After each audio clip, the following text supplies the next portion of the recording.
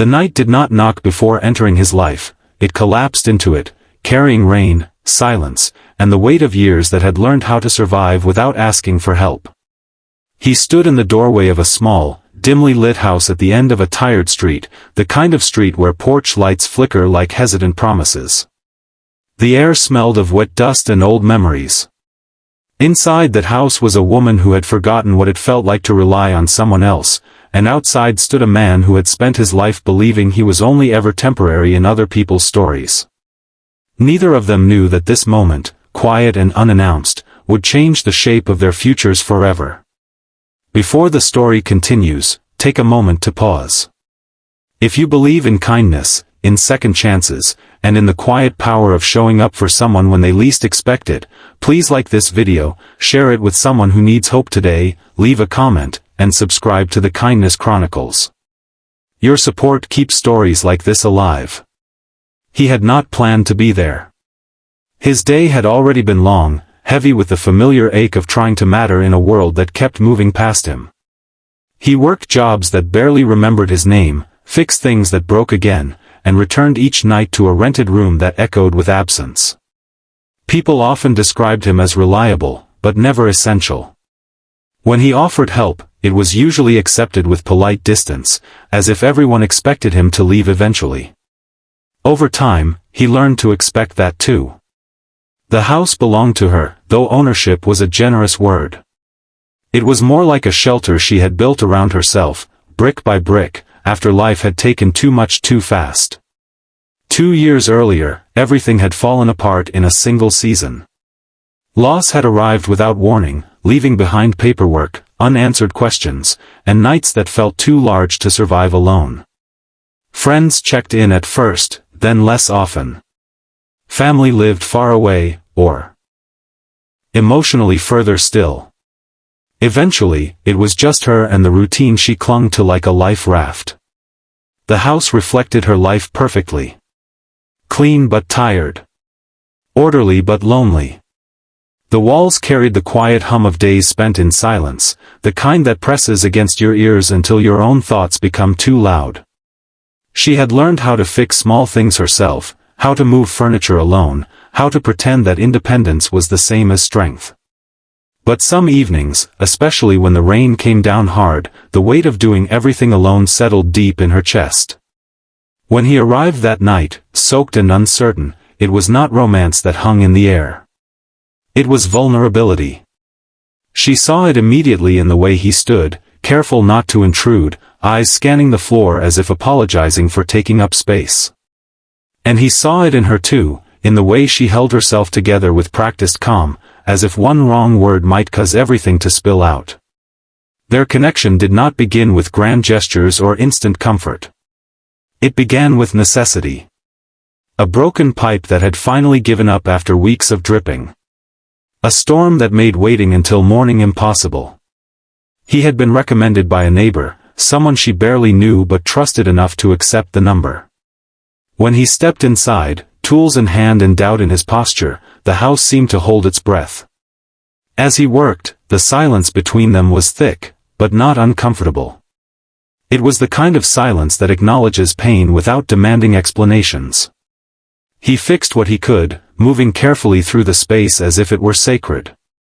She watched from a distance, surprised by how his presence softened the edges of the room. It had been 2 years since a man had crossed her threshold, not as a memory or a mistake, but simply as a human being offering help. Life had taught her to be cautious. Trust, once broken, does not return easily. She had learned to keep conversations shallow and expectations lower.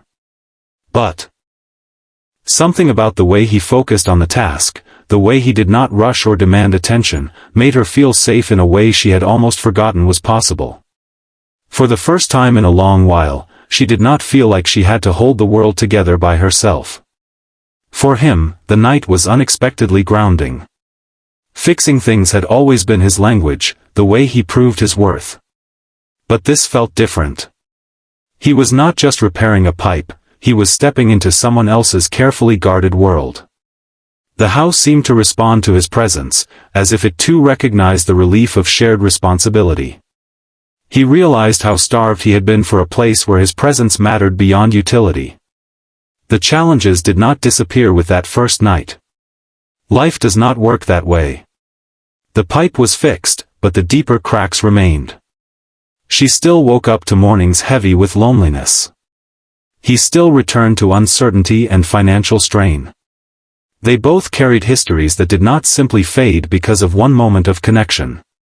Yet something subtle had shifted. A door, once closed, had been opened just enough to let light in. Days turned into weeks, and circumstances kept drawing them back together. Small repairs. Shared errands. Conversations that grew longer without either of them noticing. The house began to change, not physically, but emotionally. Laughter, hesitant at first, started to find its way into corners that had known only silence. Meals were shared without ceremony, simply because it felt right not to eat alone. For her, the struggle was learning to let someone stay. Independence had been her armor, but armor is heavy, and she was tired. Allowing him into her routines felt risky, like tempting fate to take something else away. She wrestled with the fear that relying on someone meant setting herself up for another loss. Yet each time she expected disappointment, he showed up quietly, consistently, without promises he could not keep. For him, the challenge was believing he was allowed to belong. Years of being temporary had taught him to keep one foot out the door. Even as the house began to feel like home, he battled the instinct to leave before he could be asked to. He struggled with the idea that his presence could be wanted, not just tolerated. Every kind gesture felt like a test he was afraid to fail.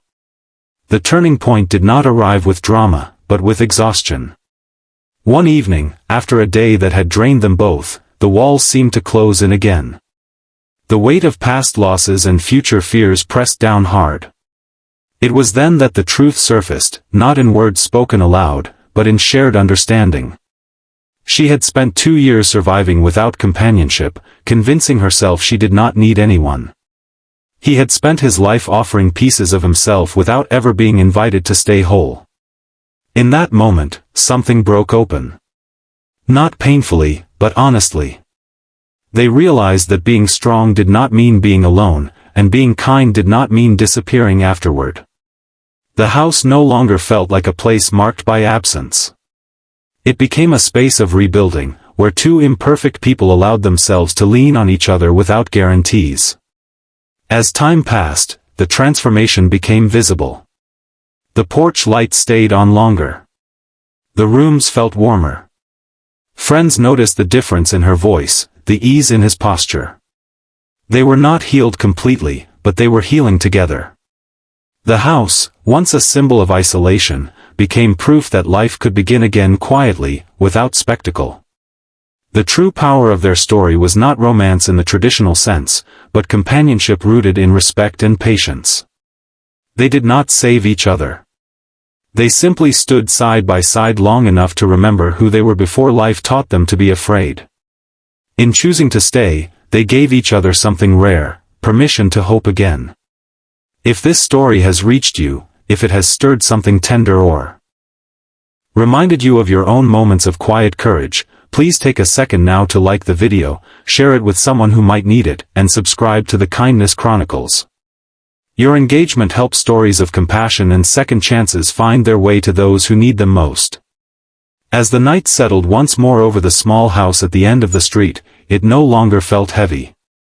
It felt held. The rain returned, but this time it sounded softer, almost grateful. Two lives, once running parallel in loneliness, had finally intersected, not because they were searching, but because they were willing to stay. Before this story ends, we ask one special thing from you. Please comment below with a single line about what kindness or second chances mean to you. Your words may become part of someone else's healing journey.